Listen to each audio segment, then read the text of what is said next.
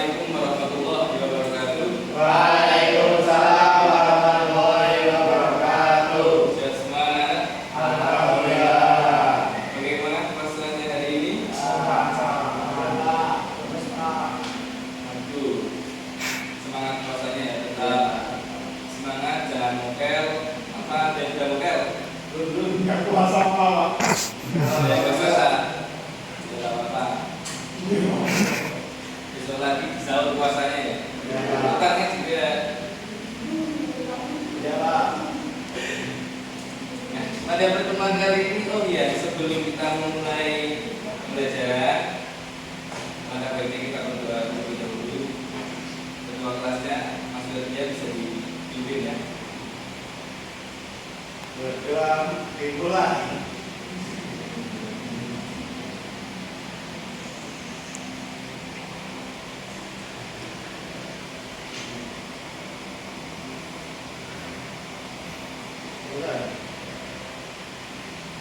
Nah, pada pertemuan kali ini kita akan membahas tentang sodako. Ini teman-teman sudah familiar dengan sodako yang tak dilakukan dengan cara sengaja maupun tidak sengaja. Sebelumnya saya absen dulu. Mas Ferdian, Mas Lintang, Mas Hussein, Mbak. Ada semua ya? Ada yang lanjut ya Mas? Ada semua ya? Pada pertemuan kali ini kita akan membahas tentang sodako. Apa itu sodako? Apa itu sodako? Memberi uang. Sodako adalah memberi sesuatu dari seseorang ke orang lain dengan benar-benar mengharapkan ridho dari Allah Subhanahu wa Ta'ala. Nah, sodako ini hukumnya sunnah, nggak wajib seperti zakat yang sudah dijelaskan pada Quran surat Yusuf ayat 88 yang berbunyi watasaddaq alaina innallaha la yajzil mutasaddiqin. Bisa dibacakan artinya Mas Ferdian? Dan bersedekahlah kepada kami, sesungguhnya Allah memberi balasan kepada orang-orang yang bersedekah. Bersedekahlah pada kami, yang dimaksud kami itu adalah orang-orang yang membutuhkan, orang-orang fakir miskin, pokoknya yang orang-orang yang benar-benar membutuhkan. Maka Allah akan memberi balasan kepada orang-orang yang bersedekah. Kalau misalkan orang muslim bersedekah itu dibalasnya di akhirat, berbeda dengan orang nonis. Kalau nonis itu lebih dibalasnya langsung di dunia. Kalau Mas Hussein mau dibalas di dunia atau di akhirat? Di dunia dan di akhirat. Sama. Sama, saya juga mau dibalas di dunia dan di akhirat. Jadi sugih dunia akhirat. Nah, sedekah ini berbeda dengan zakat. Kalau zakat itu kan hukumnya wajib dan waktunya sudah ditentukan. Kalau sedekah ini kita bisa lakukan di mana saja, dengan siapa saja. Kalau zakat kan benar-benar urutannya detail ya, kayak pada siapa kita harus memberikannya dan waktunya pun harus di bulan Ramadan. Kalau sedekah ini tidak, kita bisa lakukan di mana saja.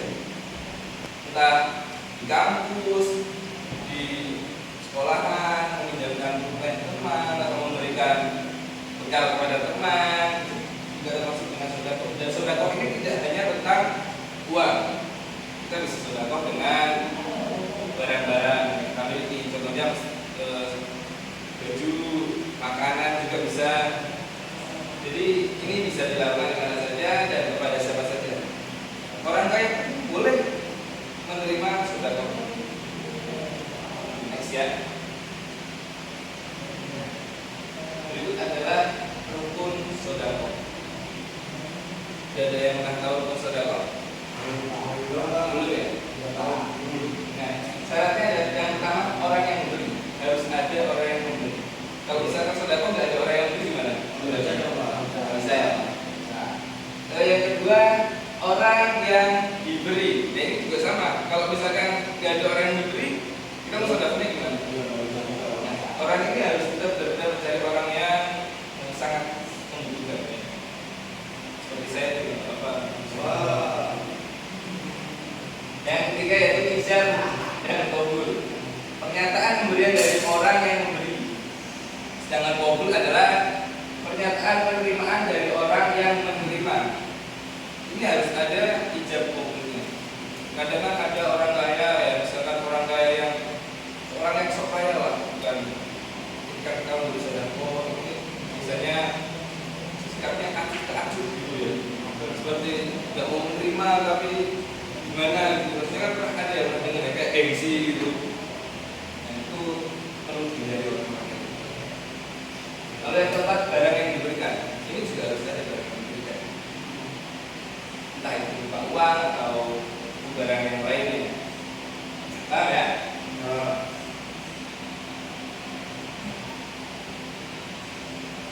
Tata cara bersedekah. Tata cara bersedekah mungkin teman-teman sudah tahu semua ya tata caranya bagaimana. Tapi jelaskan rukun-rukun sedekah. Berikut adalah tata cara bersedekah dengan memberikan harta yang tadi sudah saya jelaskan. Harta yang dimiliki berupa uang, makanan, pakaian, rumah, bahkan kendaraan itu bisa kita sedekahkan kepada orang-orang yang membutuhkan. Seperti itu. Jadi sedekah dapat dilakukan kapan saja, di mana saja, dan kepada siapa saja, terutama kepada orang-orang yang membutuhkan bantuan seperti golongan fakir dan miskin.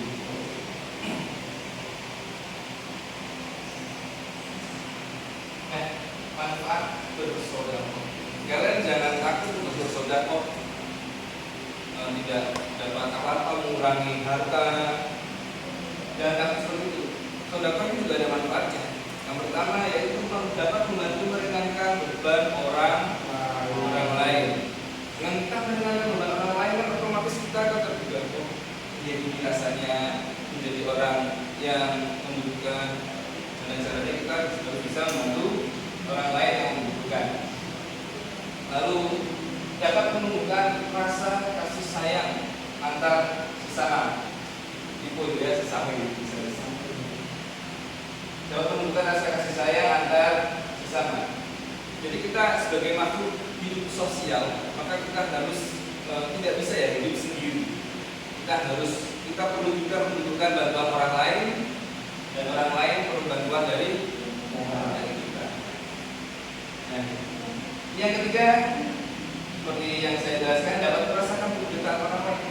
Seperti tadi yang saya bicarakan. Ketika kita melakukan sedekah, kita dapat merasakan penderitaan orang lain. Kenapa? Iya, rasanya jadi orang yang susah, tidak memiliki apa.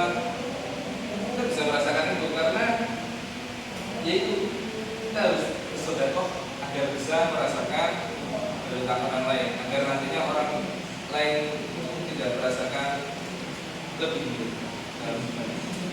Lalu memerat tali silaturahmi. Dengan seperti ini kan sedekah kita berinteraksi dengan orang lain, seperti itu kita juga akan memerat tali silaturahmi. Yang terakhir ini, yang poin pentingnya, dilapangkan rezekinya dan dimudahkan segala urusannya. Maka teman-teman karena jangan takut untuk bersedekah, karena Allah akan membalas orang-orang yang bersedekah, baik itu di dunia maupun di akhirat, seperti tadi sudah dijelaskan dalam Al-Quran surat Yusuf ayat 88. Jadi bersedekah ini memberikan efek kita seperti tidak hanya memikirkan duniawi dan dapat menunjukkan rasa bersyukur kita terhadap Allah Subhanahu wa taala. Jadi ini jadi manfaat bersedekah. Lalu yang selanjutnya kita akan membuat semua grup diskusi. Mungkin ini ada kelompok ya. Saya bagi kelompok yang pertama kelompok 1 dan kelompok 2. Saya ada 2 pertanyaan untuk kelompok 1 dan kelompok 1. Yang pertama pertanyaannya untuk kelompok 1. Sedekah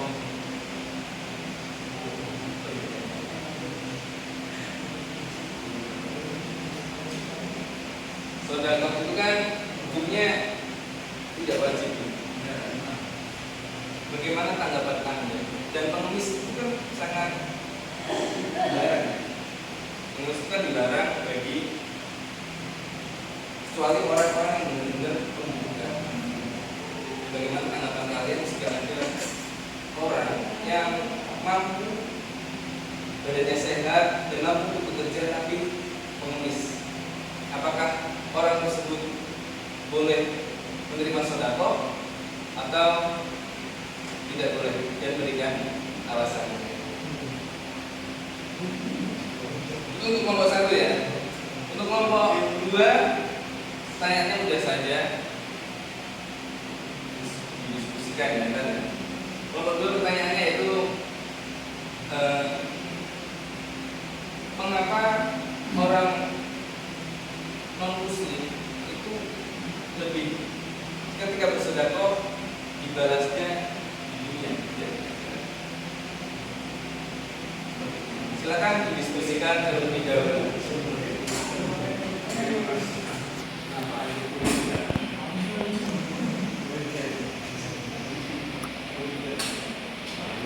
Bagi yang tidak bisa menjawab akan dapat hukuman ya.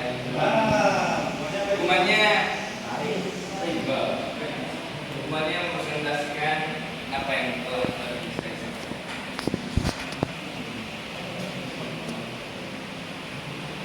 Silakan bisa didiskusikan dulu.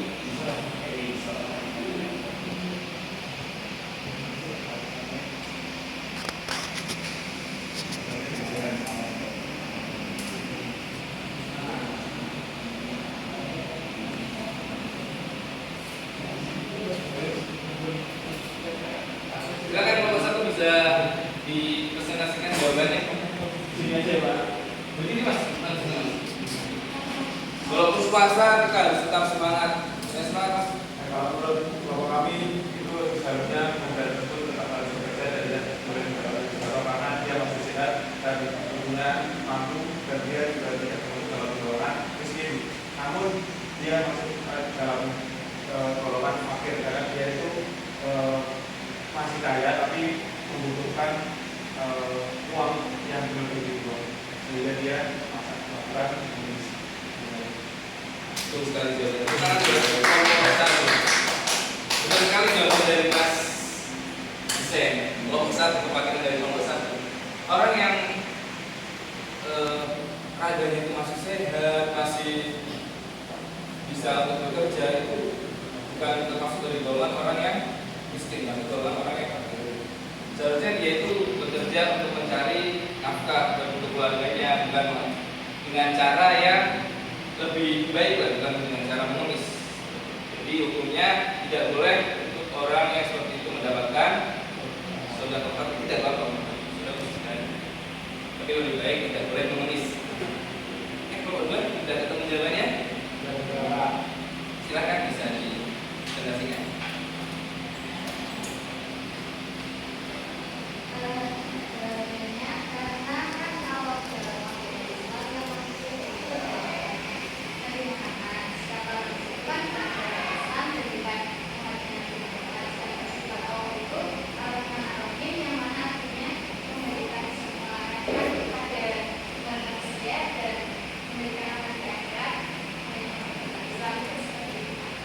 Cepat sekali jawabannya. Kenapa orang-orang nonis-nonis itu yang bersedekah, nonis-nonis baik, sebetulnya semua orang baik dengan orang ini. Kenapa nonis-nonis yang baik itu bersedekah, tetapi balasnya begitu? Karena mereka itu bukan golongan dari kita, umatnya Nabi Muhammad yang memiliki sifat rahmat. Oh ya, sifat Allah. Dan termasuk dari orang-orang yang mengaku agama Allah. Sedangkan Allah itu memiliki sifat Ar-Rahman dan Ar-Rahim. Paham ya artinya apa? Tepuk tangan buat kalian semua. Ini demikian pembelajaran hari ini. Karena saya ada rapat, maka kalian bisa belajar di rumah. Ya. Untuk berikutnya mungkin saya tidak bisa menemani karena